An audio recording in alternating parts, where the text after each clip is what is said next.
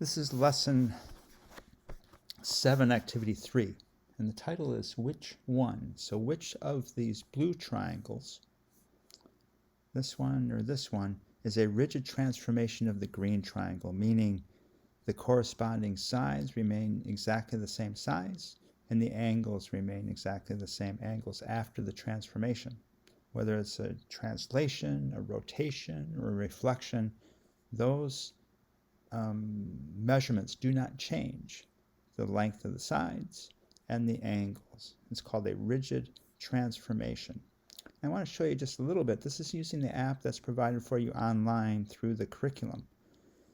And I just want to go over this a little bit, show you how to use this.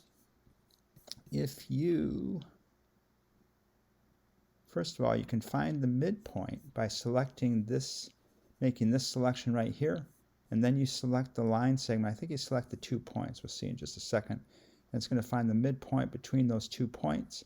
You need that to figure out where the center of rotation is. So yeah, you select A and C, and there's the midpoint for you. And then select C and G, and there's the midpoint, and B and F, and there is the midpoint. So now what's going to happen is I'm going to go up here and draw an arrow from each of these midpoints that's perpendicular to the line segment that it's on. And where those 3 arrows intersect, that's going to be the center of rotation. And notice that this one, the midpoint between B and F, is pretty easy to see.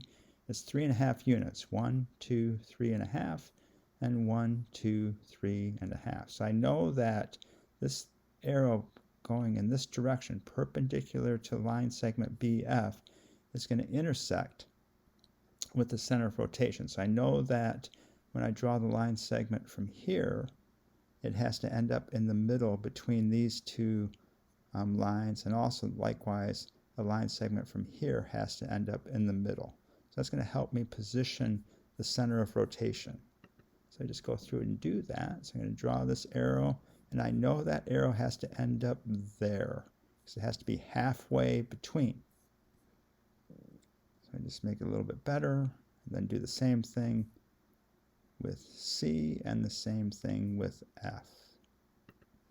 So now that I have the center of rotation, I'm going to select this triangle and I'm going to rotate it every 10 degrees. I'm going to show you that it's going to rotate and it's going to land on top of this triangle here. So ABC is transformed to CFG. So CFG is the answer.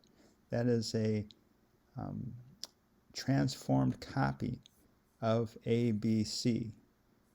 And you can tell because the side lengths. This length here is 3 units, and actually this length here is 3 units, but the other length is 2 units, and the other length here is 4 units. So you have to look for a triangle that has a 3 unit length side and a 4 unit length side. And that is triangle CFG. 4 units this way, 1, 2, 3, 4, and 3 units this way. So now I'm going to rotate that triangle. I'm going to select the triangle, and then I'm going to select this rotation, or the center of rotation, sorry, and it's going to let me input the degrees that I want to rotate the triangle and also the direction. So I'm going to select 10 degrees and a clockwise rotation. So 10 degrees and a clockwise rotation, and that rotates this triangle 10 degrees. And I'm going to do it again. I'm going to select this triangle now. Having made this selection up here first, select this triangle, center of rotation. It's going to give me the choice of degrees and the direction. So it's going to be 10 degrees in a clockwise direction once again. Okay, now that you know how to use the app, I'm just going to rotate triangle ABC 10 degrees at a time and see where it lands, and it's going to land on this triangle right here. This is the center of rotation, and so CFG is going to be a rotated copy of ABC. It's a rigid transformation using a rotation of ABC.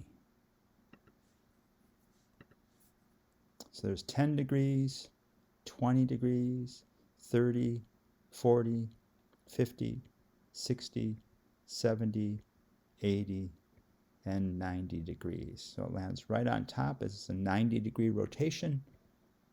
And so here is ABC rotated, so here's ABC again, and if I take ABC away, you see that it is the same as CFG. So CFG is a rotated copy of ABC. It is a rigid transformation.